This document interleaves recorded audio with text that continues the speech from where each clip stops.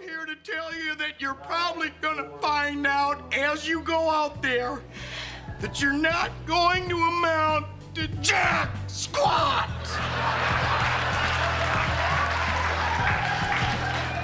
You're gonna end up eating a steady diet of government cheese and living in a van down by the river. And welcome, everyone, to the podcast, Three Guys on a Couch in the Garage.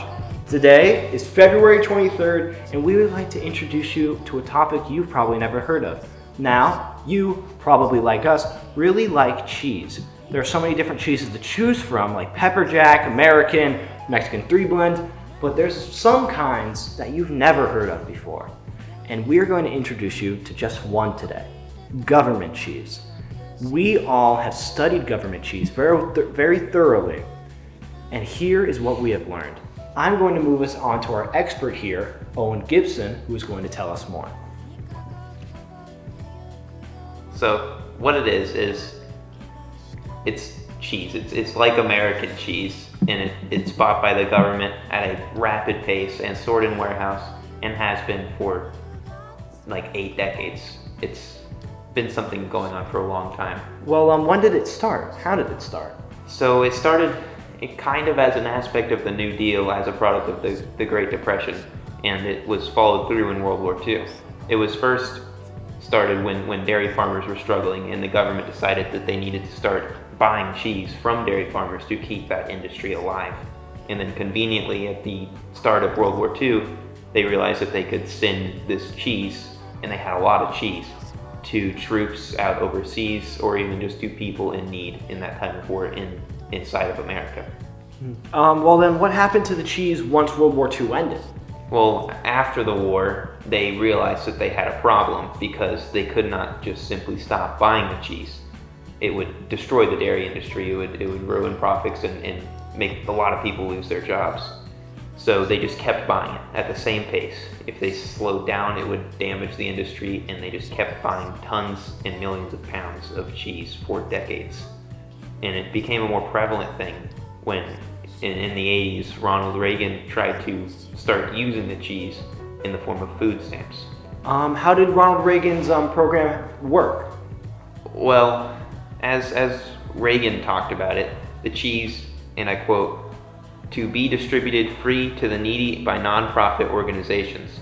He said that the 1981 Farm Bill I signed today will slow the rise in price support levels, but even under this bill, surpluses will continue to pile up. A total of more than 560 million pounds, or 250,000 tons of cheese, has already been consigned to warehouses, so more distributions may be necessary as we continue to drive to root out waste in government and make the best possible use of our nation's resources. So this sounds like a good idea, using food stamps and this excess of cheese. It seems like it meets together. You give food to the poor, people are happy. But it doesn't work, because what they came to realize is that a lot of people got sick. It was low quality, and a lot of people are lactose intolerant. And cheese is sort of a commodity, and to avoid lactose intolerance, people have to continue to eat cheese. You can't go more than a few months without eating it, or you will start to develop an intolerance and get sick. So this means that a lot of poor people that would be in need of the food stamps did not have it as a regular part of their diet, and they would not be able to digest it anyways. So the food stamp failed, and it kind of ruled out the government cheese as a viable form of welfare and food stamps. Well, that was the 80s. What's going on with government cheese right now? Well, since the 80s, it has kind of just been dormant. They've continued to buy it in a large number. There's still a lot of cheese sitting around in caves and warehouses, with the biggest stockpile in Springfield, Missouri, just tons and tons of cheese underground in a cave. And there's really not much we can do. As I said, there's just too much cheese. But a representative from the USDA said that probably the cheapest and most practical thing to do would be to dump it in the ocean. And just to give you some perspective, we would be dumping a lot of cheese in the ocean. It would take about 11 and a half years for Americans to eat all of this cheese if it was distributed evenly. If the production stopped today, it would be 11 and a half years before we ran out of cheese. And that cheese would weigh about 1.4 billion pounds, which amounts to 700,000 tons of cheese. Your car is probably 1 to 2 tons. And keep in mind, I said in the 80s this was about like 300 million pounds and was growing. So it's growing fast. We're getting a lot more cheese. And if we wanted to move this, say if we did want to dump it in the ocean, it would take more than the entire US Navy to get it to the ocean, because our Navy is just not large enough to hold that amount of cheese. So instead we could use cargo freighters with multiple crates full to the brim, shipping out of ports, and it would take 28 of them at max capacity to hold all of this cheese. And in 2016 to 2018, the production and buying of this cheese went up. Actually, it just went up. We don't need it, but they kept buying it, and they're buying more now. And they bought from 2016 to 2018 22 million pounds more, and it is still lying in some cheese dungeon somewhere. Now, you said that we're not doing anything with this cheese nowadays? Well, we are sort of. It's not really accessible to the public, but it is bought by fast food companies, and certain fast food companies have contracts that allow them to buy cheese. So a lot of this cheese you're eating on a cheeseburger from McDonald's or something might be government cheese. But they buy a lot of cheese, but it's not a solution by any means. It barely makes a scratch in the total reserves, and we are buying it way faster than these fast food restaurants can use it. And if you wanted to buy it, it's not available to the public. We tried to get some, and we did actually ask a few people. We did. But they didn't respond. We couldn't get any. And that has, as Calvin Broadus Jr., more commonly known as Snoop Dogg, once said on government cheese, "You do not buy it. You gotta be on the special mailing list." And what I've heard from this government cheese problem that you've described to us, it's a very complicated thing.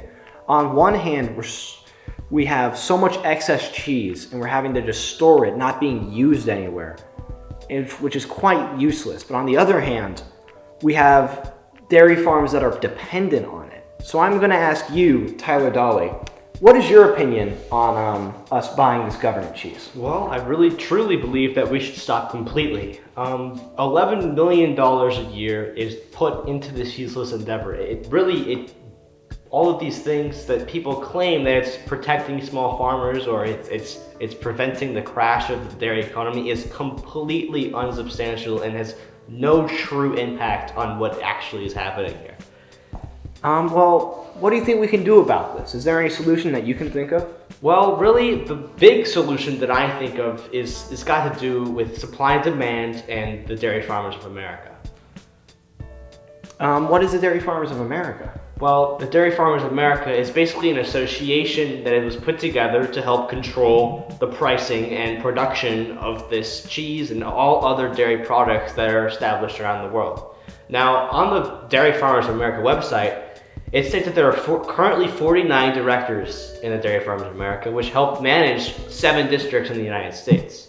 But I believe that this system needs to be completely removed and changed if you truly want to establish a change, a difference, without having to waste $1 million a year on useless cheese that'll just get stored into a cave.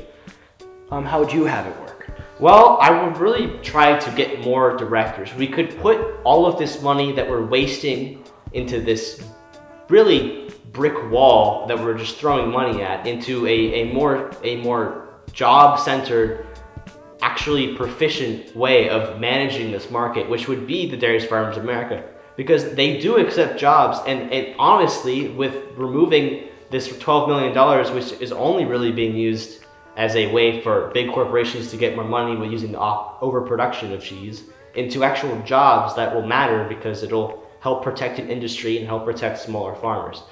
Basically, my plan is to, instead of dividing the districts into only 7, I believe there should be for every single state, and that directors should be able to work directly with every farmer in their state and should actually manage a direct line of contact to actually better, understand the market and better set the price and production of cheese, so that the market crash does not happen ever again. Okay. Well, I have a few questions about your proposed plan for solving this crisis. Now, do you think this would lead to any job loss? A big thing that cheese corporations have been saying about this situation is that we need to keep buying the cheese so that we don't experience a job loss once we don't give them their funding. Well, no, I completely disagree with this. If we stop the funding and put it into the dairy farmers of America, I believe that the job market in this field will actually go up, because with my proposed plan, the $11 million, almost 12 million, that are being put into this useless endeavor could actually be moved around more and could better impact farmers everywhere by opening up things like I was saying, director jobs or jobs working with farmers. A person-to-person connection like that will better establish the job field in that, and also establish better pricing. And then one more question. Would fast food at all be affected? Our friend Owen over here told us that a lot of fast food restaurants buy their cheese from the government. Would there be any change if we stopped directly buying the cheese? Well, no, because remember what he was saying is that we were buying more cheese than we were selling. So essentially it's just stockpiling cheese that's building up into the 1.4 billion pounds we possess today. And I believe that stopping this buying it completely and still selling it would actually grant, well, not only a profit to the government, but also still supply even maybe lower prices to fast food, where they can still get their cheese and try to take a chunk out of the 1.4 billion pounds we have currently. Okay. Well, that has been us, three guys on a couch in the garage. I'm Nolan Wally. This is Owen Gibson and Tyler Dawley. For our next episode, we will be talking about how to raid the cheese caves. That has been us. Thank you for watching.